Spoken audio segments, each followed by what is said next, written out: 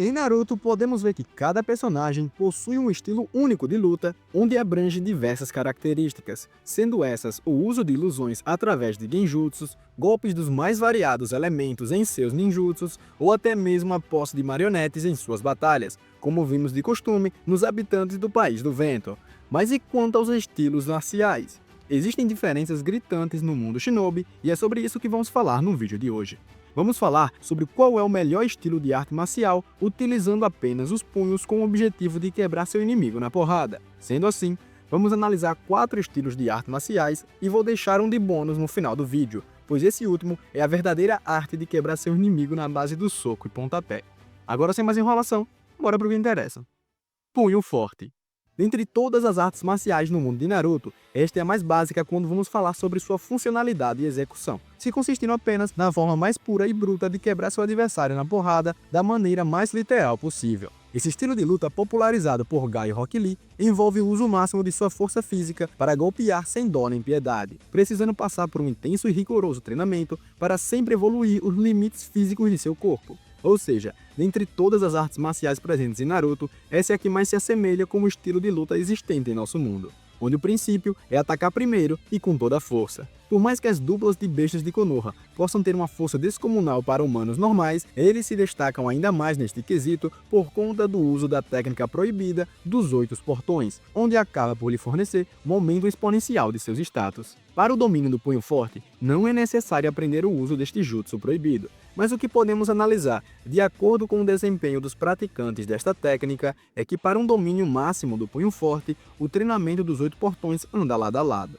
E um exemplo muito claro disso é quando falamos de uma das técnicas mais poderosas desse estilo de arte marcial, a Lotus Primária. A técnica tem início com o arremesso do oponente para o alto, seguido pela utilização da sombra da folha dançante, permitindo que o usuário se reposicione rapidamente atrás do alvo. Quanto maior for a altura alcançada no lançamento, mais devastador será o impacto do golpe. Ao se agarrar ao adversário, ambos passam a girar em velocidade extrema durante uma queda de cabeça para baixo em direção ao solo, sendo que o usuário só se desprende no último momento, impedindo que o inimigo consiga reduzir o impacto da colisão. Entretanto, por exigir a mobilização de quase toda a força física em uma sequência de movimentos executados em altíssima velocidade, impulsionados pela abertura em um dos portões, e demandar um nível absurdo de rapidez para ser realizado com sucesso, a Lotus Primária é considerada uma técnica proibida. Isso se deve ao alto risco de provocar o rompimento dos músculos do próprio usuário, fazendo com que essa técnica seja uma verdadeira faca de 2 gumes. Outro jutsu que é bem famoso e mais clássico desse estilo é o Furacão da Folha.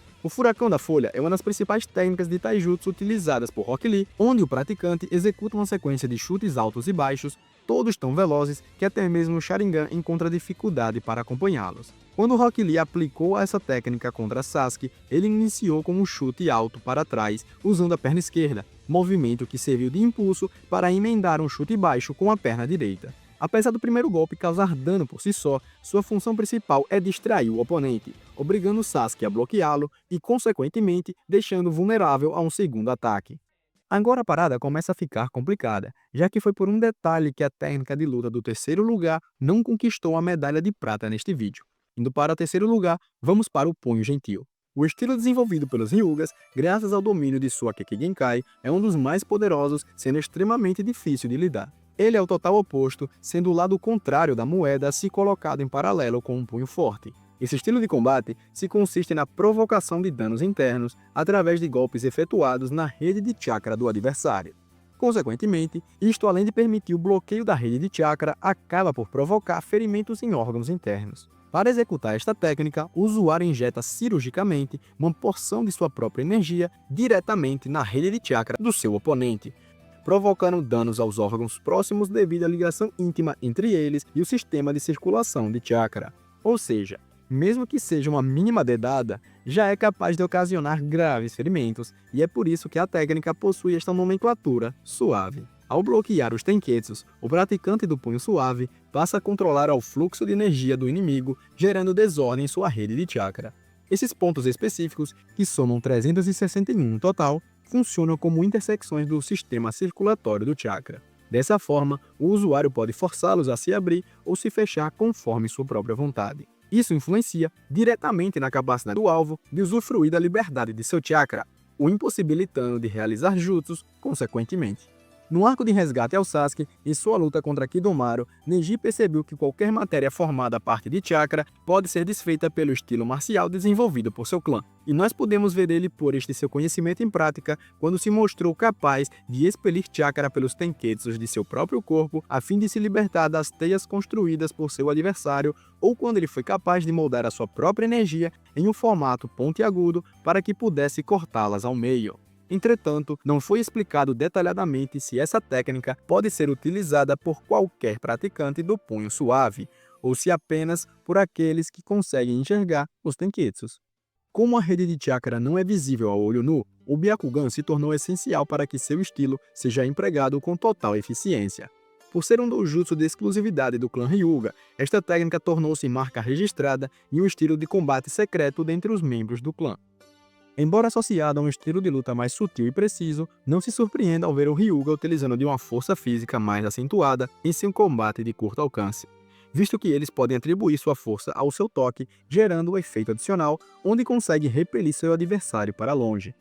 Por mais que este clã, infelizmente, não tenha recebido muito destaque na obra, seu estilo de luta é muito rico em detalhes, o que lhe oferece uma vasta gama de habilidades extremamente versáteis, o diferenciando dos demais. Grandes exemplos que podem ser citados é o 8 trigramas Palma de Vácuo, onde este poder se consiste em disparar uma poderosa rajada de ar comprimido através de suas mãos, sendo capaz de cruzar uma longa distância, possuindo uma alta capacidade destrutiva e uma ótima forma de se defender contra projéteis ou avanços de inimigos. Através do refino do controle de chakra adquirido após o treinamento do punho suave, o usuário pode liberar uma enorme quantidade de chakra por todas as regiões de seu corpo, podendo criar uma camada protetora ao seu redor enquanto gira como uma Beyblade desgovernada, sendo essa intitulada como uma das defesas mais sólidas e impenetráveis do mundo shinobi, conhecida como 8 trigramas Palma Rotativa.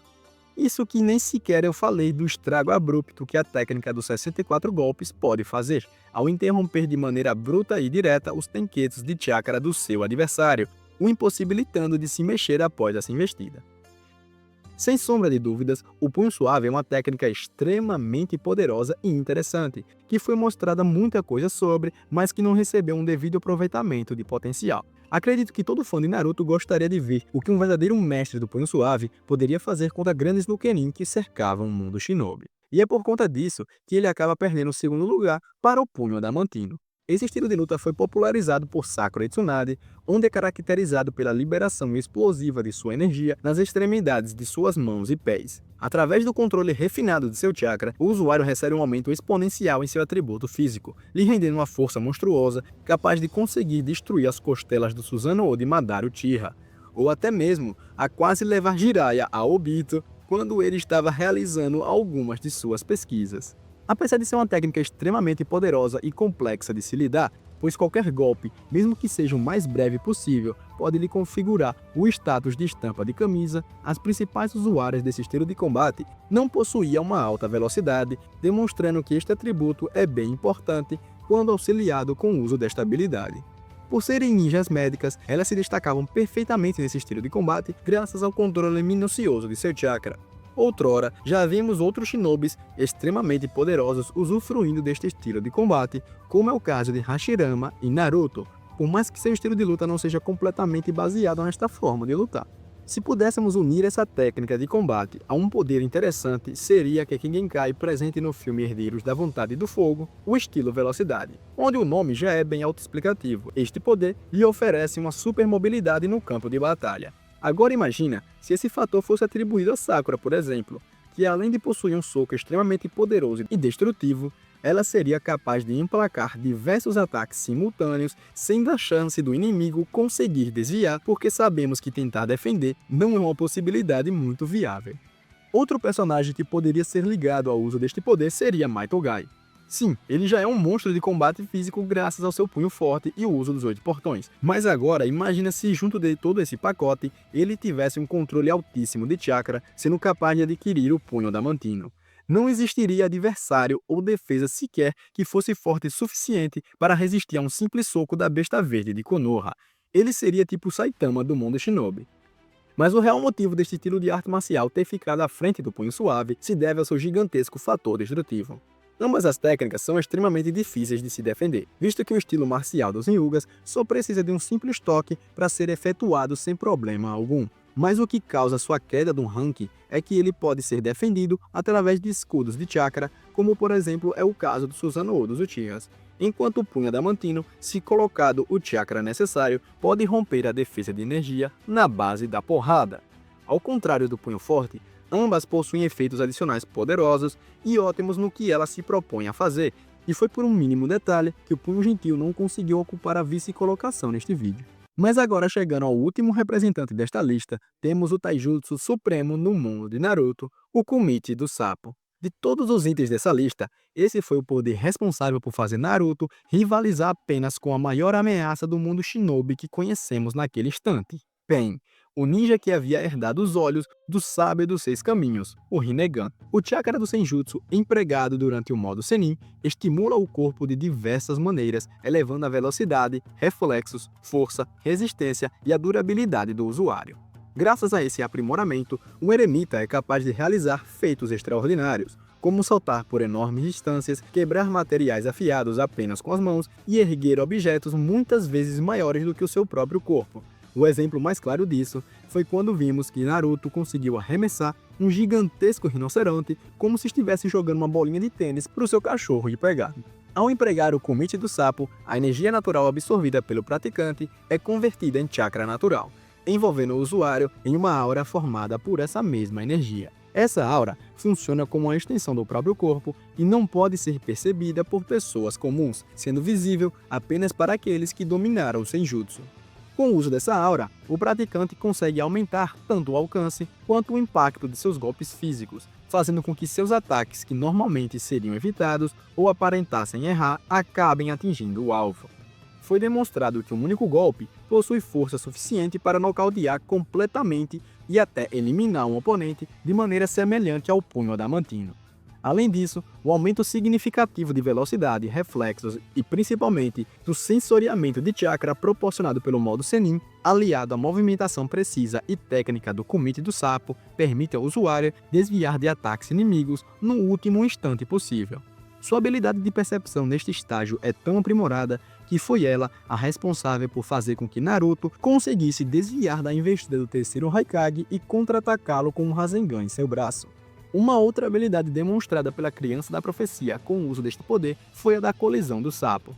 Durante a execução do Kumichi do Sapo, Naruto desfere um poderoso golpe com a palma de sua mão, liberando ondas de energia natural que se propagam através do corpo do alvo a partir do ponto de impacto inicial. Embora seja classificada como uma técnica de Rank C, trata-se de um Senjutsu cujas ondas de energia se mostraram fortes o suficiente para atravessarem completamente a massa corporal do Quatro Caudas. A aquisição deste poder é tão grande que foi esta habilidade a responsável por colocar Naruto em um nível de Kage em Naruto Shippuden. Por mais que ele tenha perdido a Kurama na saga de Boruto, para o padrão de um ninja, ele continuou sendo um personagem muito acima da média dos demais shinobis. Mas falando sério, eu deixei o bônus e com certeza o melhor pro final. Porque cá entre nós, não há nenhum estilo de luta que mencionei que supere o punho bêbado demonstrado por Rock Lee em sua luta contra Kimimaro. Seus ataques são extremamente imprevisíveis, com uma força muito superior à que o usuário utilizaria como de costume. Além de que seu senso de dor parece estar desligado, fora que sua esquiva está em um nível de rivalizar com o instinto superior de Goku. Serião, eu apostaria 100zão que Rock Lee criança derrotaria Kaguya nesse modo fácil. Falei, para, está doendo. E ele falou, Você vai sentar na cabeça.